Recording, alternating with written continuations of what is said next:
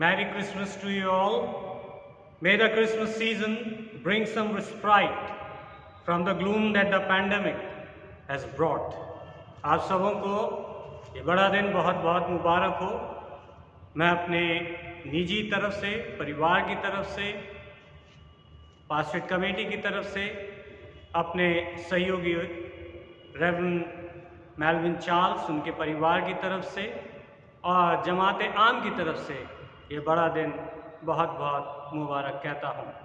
खुदा आप सबको बहुत बरकत दे और आपका जीवन खुशहाल बनाए और ख़ास तौर से कोविड-19 के पैंडमिक जो महामारी है उसके संक्रमण से, उसके प्रकोप से आपको, आपके परिवार के लोगों को, आपके अजीज़ों को महफूज रखे।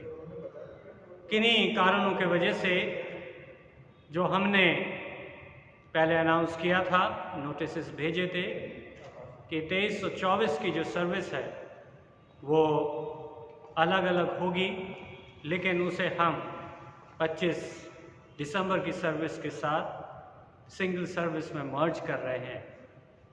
आप सब महफूज रहें, स्वस्थ रहें, खुश रहें, यही हमारी कामना और परमेश्वर से प्रार्थना है। हमारे लिए एक बालक का जन्म हुआ, हमें एक पुत्र दिया गया, अब आओ हम उसकी आराधना करें। हालेलुया। हम परमेश्वर के हमदो सिताइश में ये गीत सुनेंगे।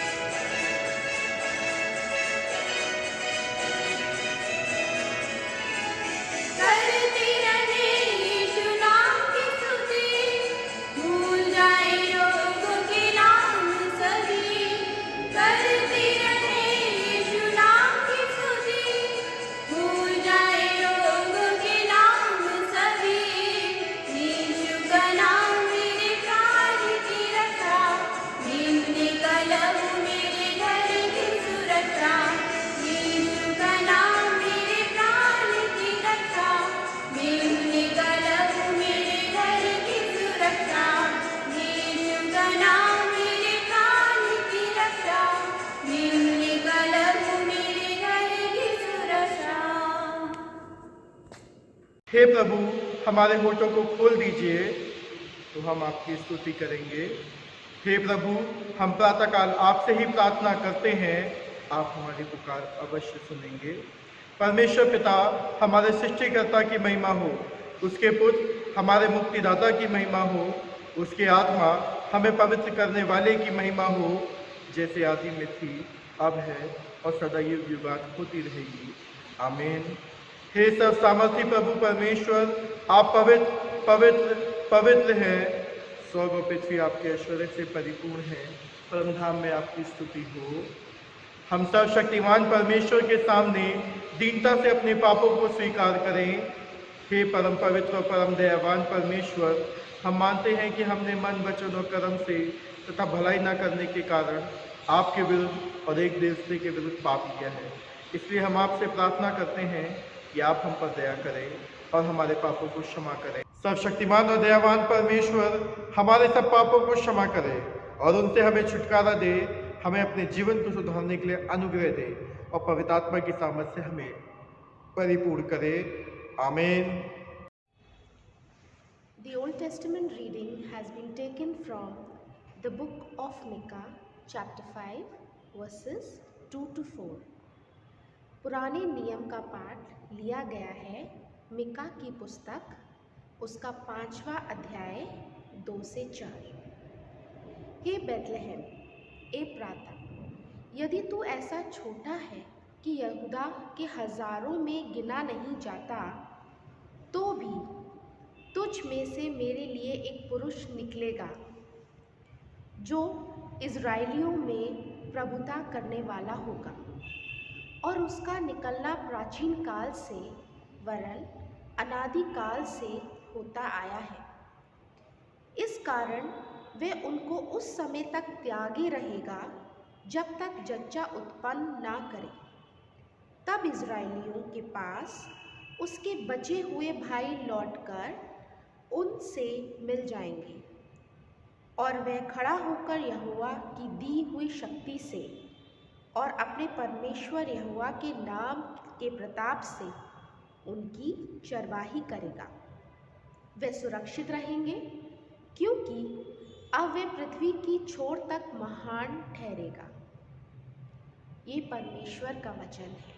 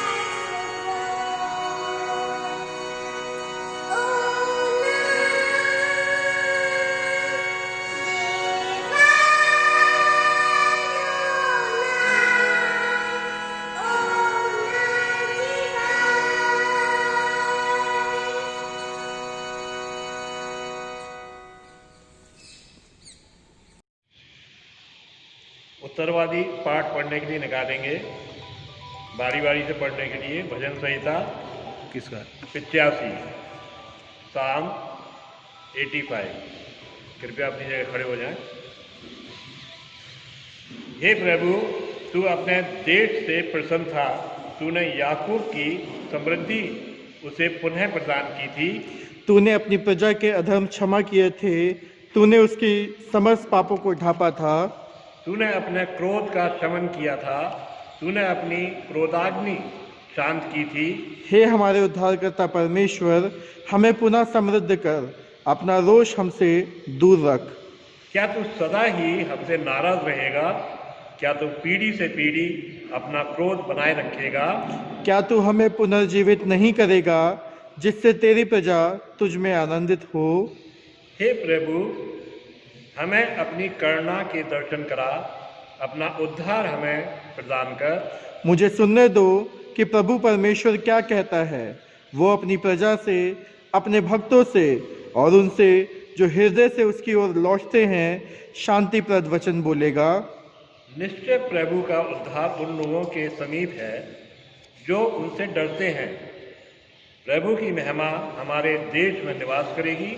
करुणा और सच्चाई आपस में मिलेगी। धार्मिकता एवं शांति परस्पर चुंबन करेगी। धरती से सच्चाई अंकुरित होगी और स्वर्ग से धार्मिकता दृष्टिपात करेगी। सचमुच प्रभु वरदान देगा और हमारी धरती अपनी उपज प्रदान करेगी। ये अंतिम 13वीं आयत साथ साथ बोलेंगे। धार्मिकता उसके आगे आगे चलेगी और उसके लिए मार्ग बनाएगी। पिता पुत्र पवित्र आत्मा के नाम की महिमा हो, जैसे आदि में थी, अब है और सदैव युगांत होती रहेगी। आमीन।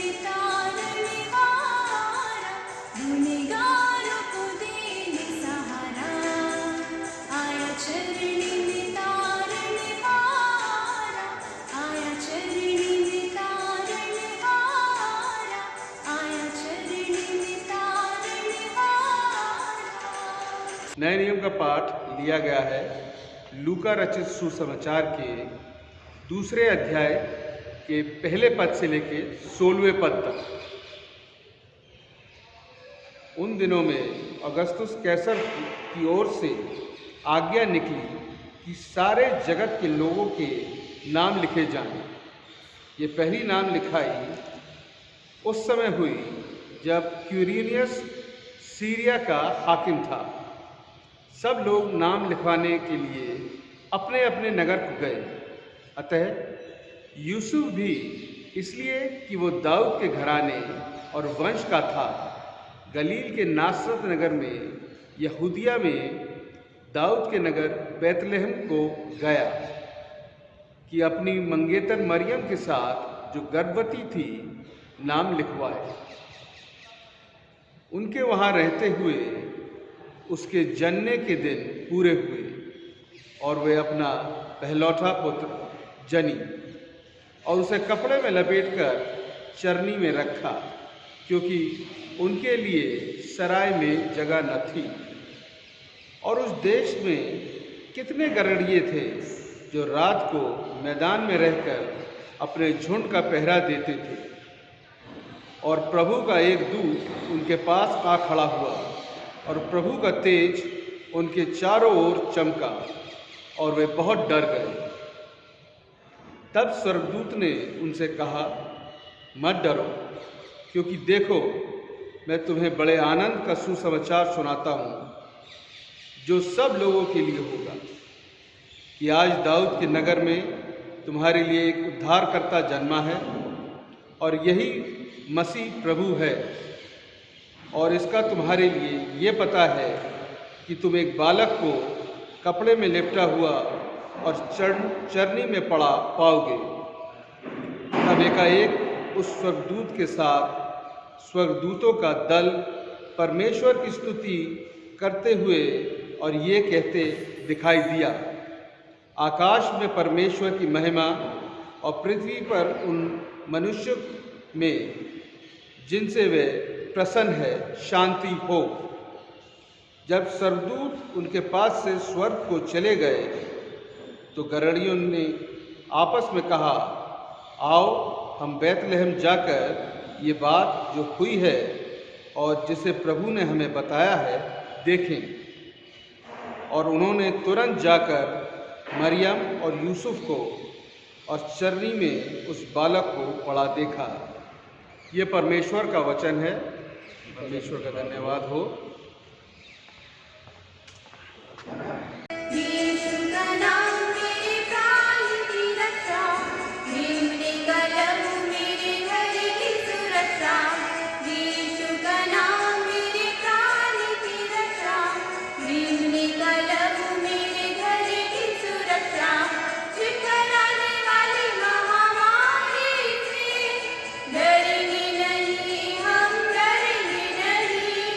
चिप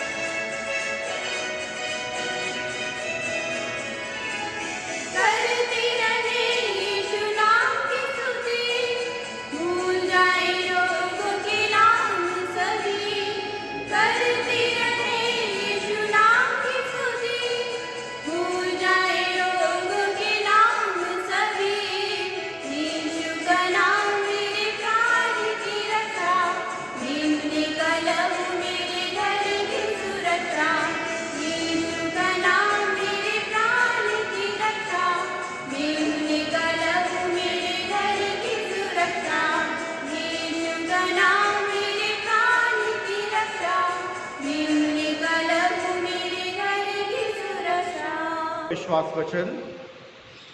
मैं सर्वशक्तिमान पिता स्वर्ग और पृथ्वी के सृष्टिकर्ता परमेश्वर पर विश्वास करता हूँ।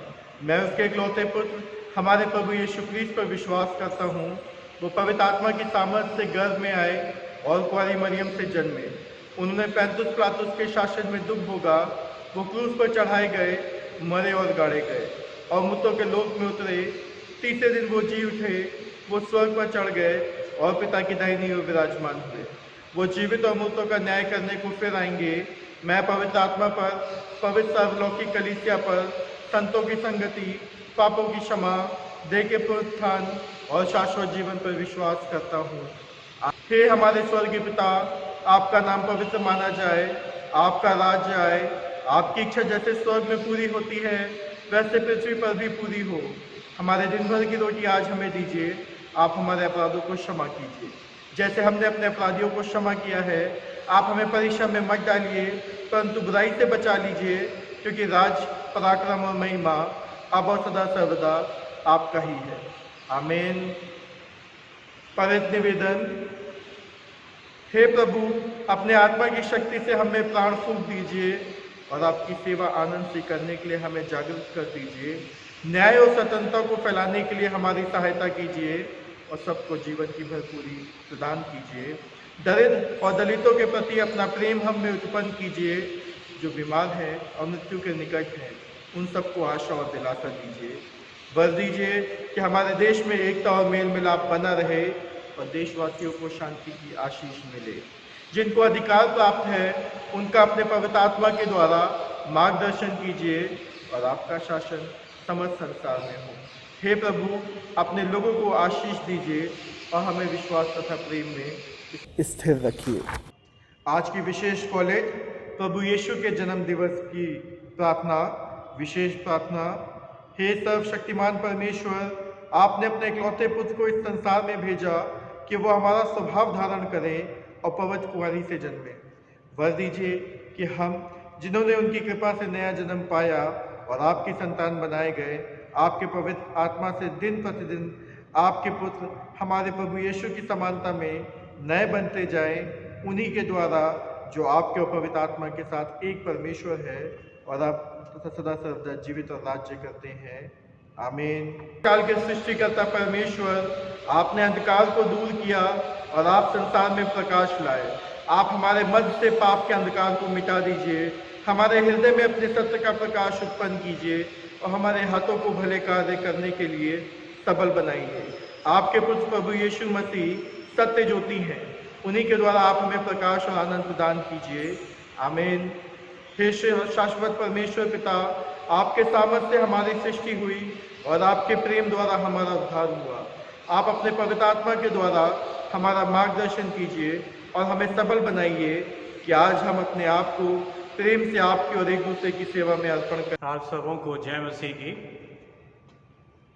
प्रभु यीशु क्रिस्त का जन्म उत्सव आप सबको बहुत बहुत मुबारक हो। आइए हम प्रार्थना करें। पिता परमेश्वर, हम धन्यवाद करते हैं इस अवसर के लिए जो आपने आज हमें इस सुबह प्रभु यीशु क्रिस्त के जन्म उत्सव के दौरान दिया है।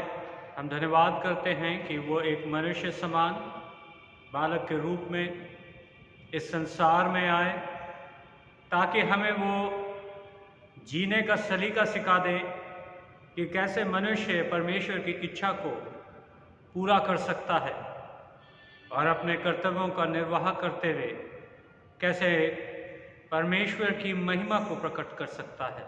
हम धन्यवाद करते हैं पिता परमेश्वर कि आपने प्रभु यीशु क्रिस्त को इस संसार में भेजा ताकि वो हमारा उद्धार कर सके, हमारा मार्गदर्शन कर सकें, हमारी ज़िंदगियों को बदल सकें। और इस आपके बड़े दान के लिए, आपके इस वरदान के लिए, आपके इस सौगात के लिए हम आपको धन्यवाद करते हैं। प्रभु यीशु क्रिस्त के नाम में होके हम मांगते हैं। आमीन। बड़ा दिन या क्रिसमस का अर्थ है कि कैसे प्रभु यीशु क्रिस्त एक मनुष्य समान इस संसार में देहीकरण के जरिए उत्पन्न हुए।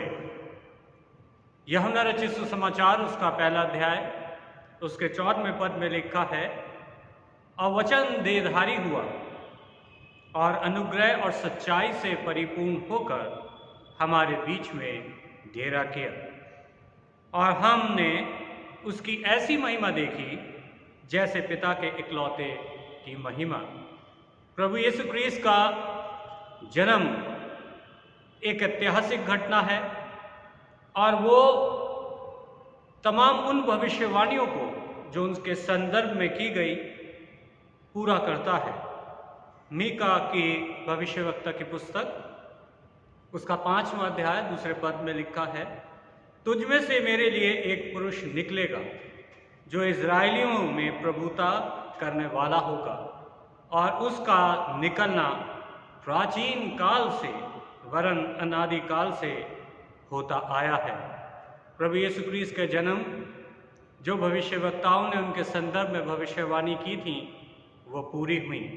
यशाया भविष्यवक्ता की पुस्तक उसका 9वां अध्याय उसके 6 पद में लिखा है, क्योंकि हमारे लिए एक बालक उत्पन्न हुआ, हमें एक पुरुष दिया गया।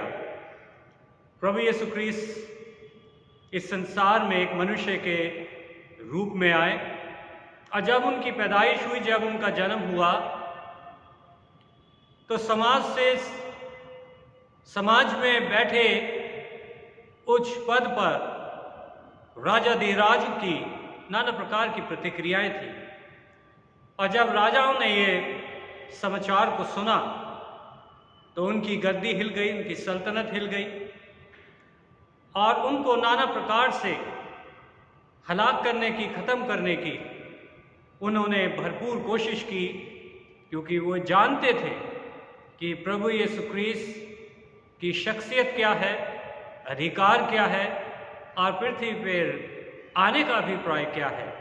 और जैसे प्रभु यीशु क्रिस्त अपने डील डॉल में, अपने काम में, अपनी सेवकाई में, अपने प्रचार में, अपने आचरणों में, अपने व्यवहार में लोगों के संपर्क में आते अपनी सेवकाई में आगे बढ़ने लगे, तो उनके शत्रुओं की भी, उनके ओपोनेंट्स की भी, उनके विरोधियों की भी तादाद दिन प्रतिदिन बढ़ने लगी।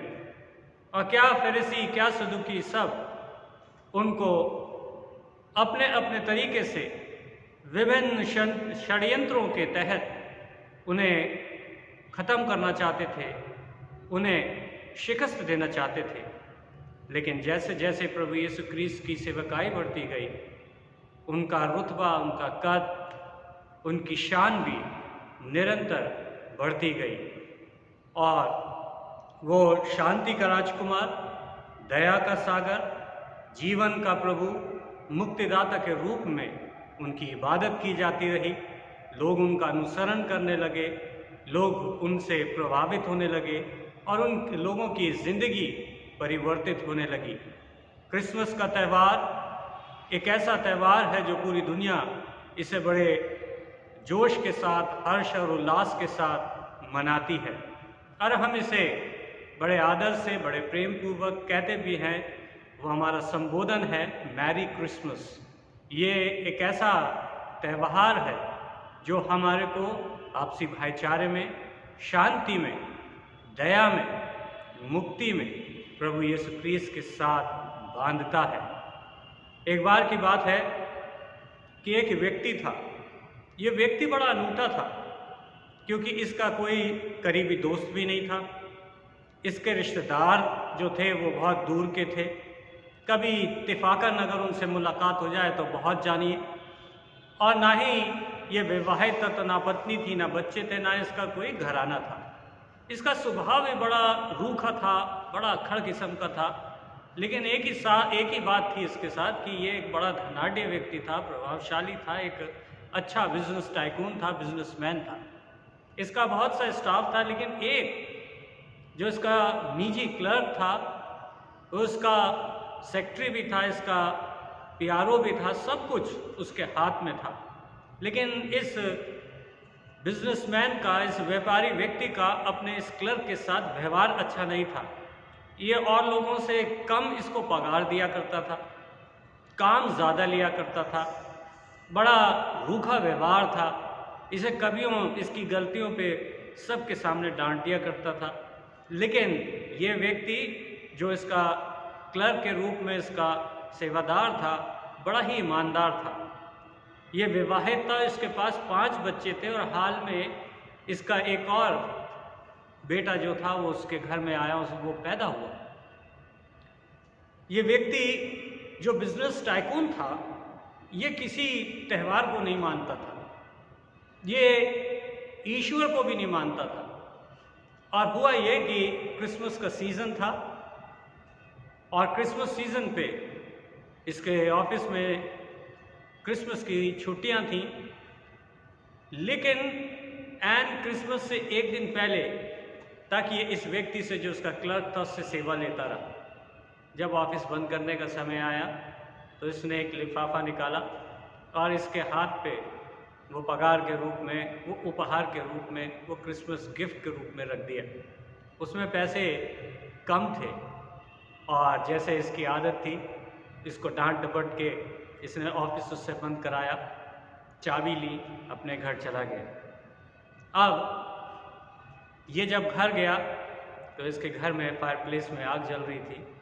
वहाँ थोड़ी देर ये बैठा, ये विचार करने लगा, अपने बारे में सोचने लगा, अपने बिजनेस के बारे में सोचने लगा और मन ही मन ये कहने लगा कि तमाम पूरी दुनिया क्रिसमस का त्यौहार मना रही है और कल क्रिसमस है, इससे कोई फ़र्क नहीं पड़ता। नाना प्रकार के ये विचार करने लगा और अपने आप ही को ये बहुत सी चीज़ें जो था संबोधित कर रहा था, अपने में ही बातें कर रहा था। और थोड़ी देर के बाद ये उठा, अपने बिस्तर में जाके लेट गया और गहरी नींद में जब ये था तो इसे एक सपना आया और इसने अपने सपने में देखा कि इसका वही क्लर्क जो है वो एक आग जल रही है, अंगीठी के पास वो बैठा हुआ है, उसके ठीक सामने एक स्त्री एक नवजात बच्चे को लिए हुए वो बैठी भी है। और इसने अपने सपने में साफ साफ देखा कि इसका जो क्लर्क है वो नीचे बैठा हुआ है और उसने अपने जो सर है घुटने पे रखा हुआ है और ऐसा प्रतीत हो रहा है कि वो रो रहा है। तभी अचानक ये देखता है कि जो स्त्री इस बच्चे को लिए हुए लेटी है, उसकी शक्ल इसे दिखाई देने लगती है। वो बड़ा बच्चा शांत था, उसमें कोई हरकत नहीं थी और ऐसा लग रहा था कि वो ख़त्म हो गया है, मर गया है। तभी ये शख्स जो बिजनेस टाइकून था, बिजनेसमैन था, उस बच्चे से पूछता है कि तुम्हें क्या हुआ। तभी वो बच्चा इसके सपने में आँख खोलता है और कहता है कि मैं तुम्हारे वजह से इस दुनिया में ज़्यादा दिन जीवित ना रह सका, मैं तुम्हारे कारण मर गया हूँ। एकदम से ये व्यक्ति चौंक गया और इसने सपने में उस बच्चे से पूछा कि मेरे कारण तुम कैसे मरे। तो उस बच्चे ने कहा, इसलिए कि मेरे और 4 भाई बहन हैं, मेरे पिता तुम्हारे यहाँ काम करते हैं, तुम्हारा व्यवहार ठीक नहीं है, तुम उनसे सही से नहीं बोलते, ज़्यादा काम लेते हो और तुम उन्हें कम पैसे देते हो। इसके कारण हम लोग ठीक से ना पहन पाते हैं, ना ओढ़ पाते हैं, ना खा पाते हैं। और जैसे इस बच्चे ने कहा, तुरंत इसकी आँख खुल गई।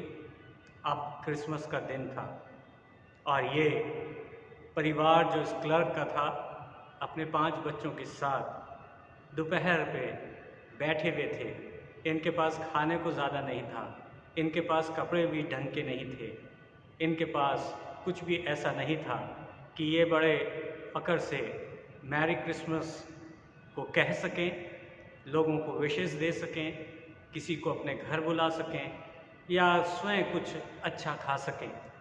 लेकिन ये परिवार वहाँ बैठा हुआ आपस में बात कर रहा था, पास में आग जल रही थी, पास में इनके बाइबल भी रखी हुई थी और लगता था कि इन्होंने प्रार्थनाओं में अपने इस समय को व्यतीत किया है। तभी ये बिजनेस टाइकून जो था वो आता है और घर पर इनके दस्तक देता है। दस्तक जैसी होती है तो ये कर्मचारी जो था इसके ऑफिस में, वो जाके दरवाज़ा खोलता है और वो एकदम से सरप्राइज़ था, वो भौचक्का था वो हैरान था कि मेरे बॉस ने कभी मेरे परिवार के बारे में नहीं पूछा, मेरे बॉस ने कभी मेरी निजी ज़िंदगी के बारे में वो इंटरेस्ट नहीं शो किया, उन्होंने कभी उत्साह नहीं दिखाया। आज अचानक वो मेरे घर पे कैसे आए हैं। और वो जैसे ही अपने बॉस को देखता है तो क्रिसमस की बधाई देता है, लेकिन ये बॉस आज कुछ बदला बदला नज़र आ रहा था, ये आज कुछ परिवर्तित था, ये कुछ आज खुश दिखाई दे रहा था। एकदम से ये पहला कदम इसके घर में रखता है और देखता है कि बच्चे बैठे हुए हैं, माँ बैठी हुई है और माँ की गोद में एक बच्चा है। जैसे ही ये बच्चा इस बिजनेसमैन को दिखाई देता है, वो उसके बारे में पूछता है और माँ बताती है कि बच्चा स्वस्थ है। एकदम से वहाँ इसकी ज़िंदगी में बदलाव था। वो परमेश्वर को धन्यवाद देने लगता है, क्योंकि अब एक आम व्यक्ति नहीं था, एक खास व्यक्ति था। ये एक साधारण एक शख्स नहीं था, बल्कि परमेश्वर ने इसके दिल में परिवर्तन किया और ये एक सच्चा मसीही व्यक्ति था। क्योंकि आज इसकी ज़िंदगी में ना परिवर्तन है, बल्कि उसके दिल में भी परमेश्वर की करुणा ने जन्म लिया। मसीह के स्वभाव ने उसको एक नई राह दिखाई और वो परमेश्वर का धन्यवाद देने लगा कि सपने में जिस बच्चे को उसने मरा हुआ देखा था, उसकी नज़र के सामने जिंदा है। और तुरंत वो पीछे फिर अपना कदम बढ़ाता है और तेज़ आवाज़ जब देता है तो वहाँ पर एक फौज सी 4-5 लोगों की दिखाई देती है और जो भी आता है उसके हाथ में बड़े बड़े उपहार थे, बड़े बड़े तोहफे थे। और ये बिजनेसमैन कहता है कि सब में बांट दो, इन बच्चों में, इन 5 बच्चों में, इसकी माँ को और मेरे इस दोस्त को, मेरे सहयोगियों को इस सारे प्रेजेंट दे दो। और एक लिफाफा जो काफ़ी मोटा दिखाई दे रहा था, उसने अपने इस कर्मचारी के हाथ पे रखते हुए कहा कि ये तुम्हारा क्रिसमस गिफ्ट है, ये तुम्हारा हक है, ये तुम्हारा अधिकार है। इस कहानी का सारांश यही है कि इंसान के दिल इतने कटु थे कि उन्होंने परमेश्वर की आज्ञा का उल्लंघन किया। वो अपनी ख्वाहिशों में इतने लिप्त थे कि उन्होंने परमेश्वर के नूर को नहीं जाना और वो उसकी महिमा से महरूम थे। लेकिन बड़े दिन का पर्व ये याद दिलाता है कि प्रभु यीशु क्रिस्त हमारे ही रूप मनुष्य के स्वरूप में संसार में आए और उन्होंने परमेश्वर की इच्छा को पूरा किया, ताकि हमारा ना सिर्फ आज का दिन मुबारक हो, बल्कि हमारा जीवन भी मुबारक हो, हमारा अतीत मुबारक हो, हमारा आने वाला कल भी मुबारक हो। परमेश्वर ने जो क्रिसमस का पर्व हमें दिया है, ये इसलिए दिया ताकि हम परमेश्वर को धन्यवाद कर सकें। फिलिपियों 2:5 में जैसे लिखा है, जैसे मसीह यीशु का स्वभाव है वैसा तुम्हारा भी स्वभाव हो। ये बड़ा दिन हमारे लिए एक बड़ा बदलाव लेके आए।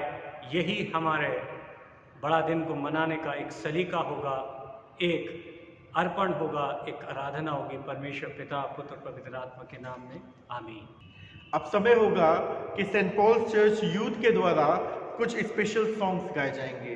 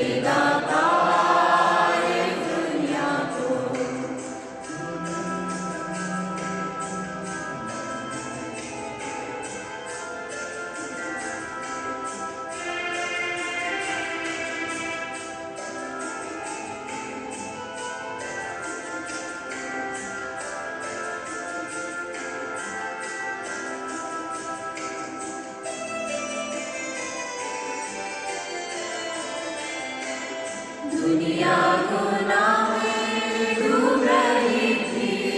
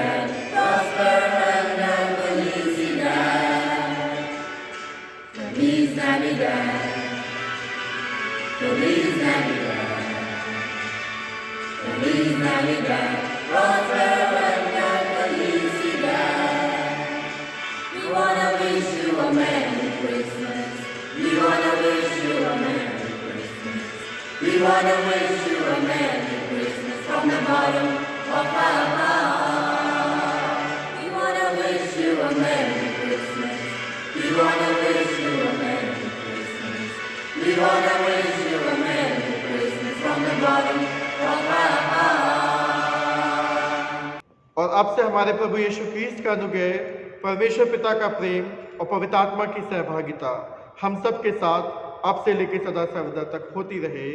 आमीन।